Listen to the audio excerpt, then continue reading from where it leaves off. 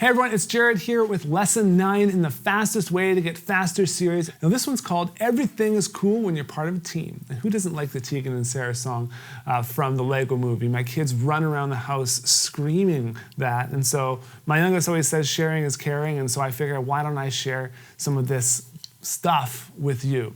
Now, one thing I like to do is like to play stuff in unison. And what I realized is that when I'm able to play something a certain speed in unison, if I just offset those notes slightly, I'd be playing that as single strokes, or I'd be playing something much, much faster than I thought I could play.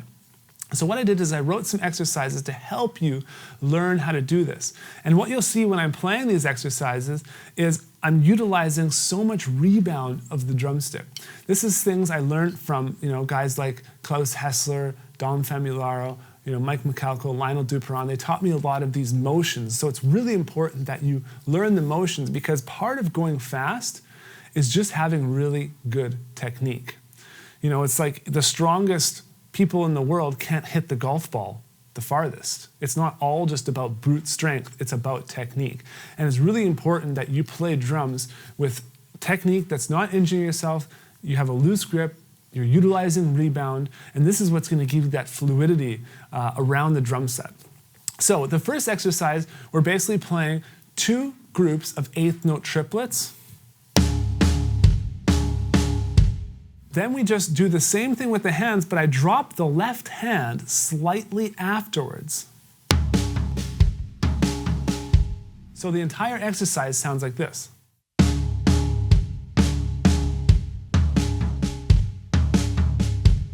When I'm playing it that slow, you're not really seeing me utilize a lot of the rebound. When I play it fast, you'll see that my hands actually do the exact same thing, whether I'm playing them in unison or whether I'm playing them alternated.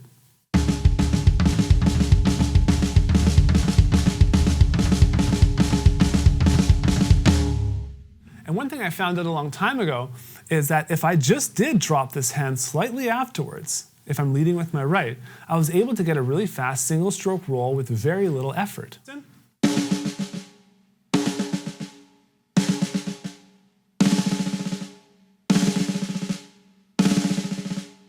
Now, this is with a loose grip. The fingers are adding some level of control to that, but the majority of what you're hearing is a result of the rebound from the initial velocity of the stick.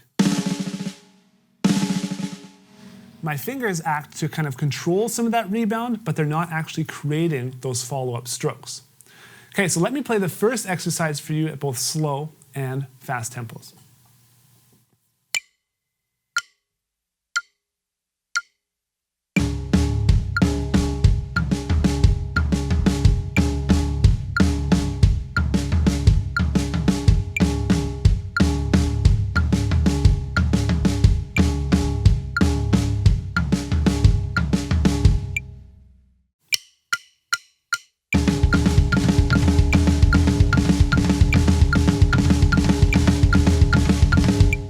Now the second exercise is probably one of my most favorite ones in this entire Fastest Way to Get Faster series, just because the ease of applying that level of speed by utilizing rebound. And I am a big fan of technique and incorporating that on the drum set. So what we're going to do here is play 1 bar of 8th note triplets, 3 notes in unison, and then a bass drum in between.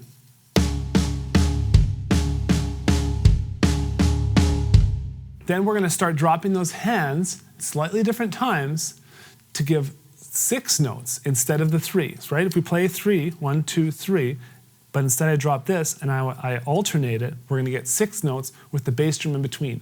It's all played in 16th note triplets, and I've written the exercise in 7/4, so it naturally repeats. So this is how it sounds both slow and fast tempos.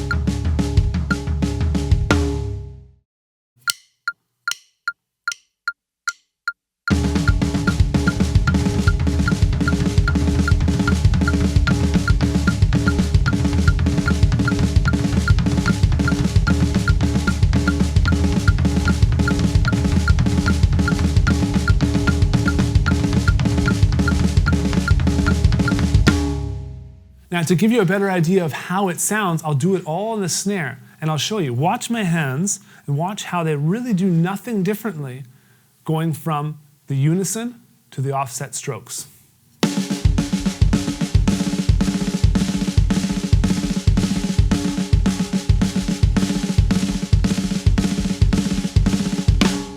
And you can even push it faster than that.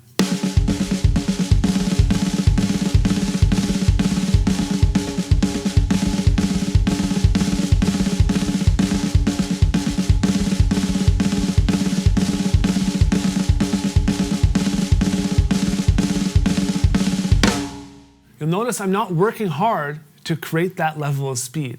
So it's important that you learn correct technique because it can have a dramatic effect on your drumming, how you play, how long you can play without getting tired. Especially now, I'm getting old, right? I started doing this when I was 22. I think I'm 35 now, last I checked.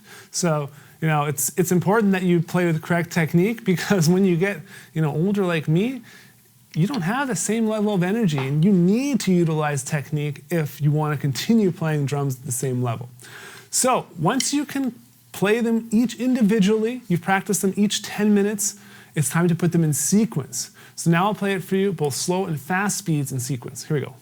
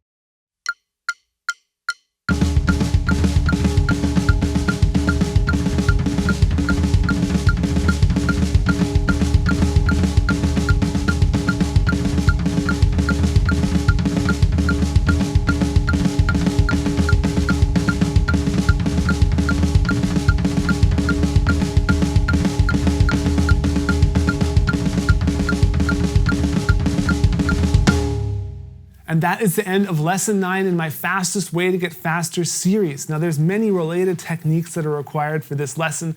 So if you need to go and study that for a while, please do that. We have lots of lessons inside of Drumeo that can help you. So head on over to the Drumeo members area and log into your account if you have one, or sign up if you don't. I can't believe you wouldn't have an account, right? But there's so many cool things to learn here, and you can see just by applying some of this technique, you're gonna have huge benefits to that. So get to your kit, start practicing, put in the work, and I'll see you in the next lesson.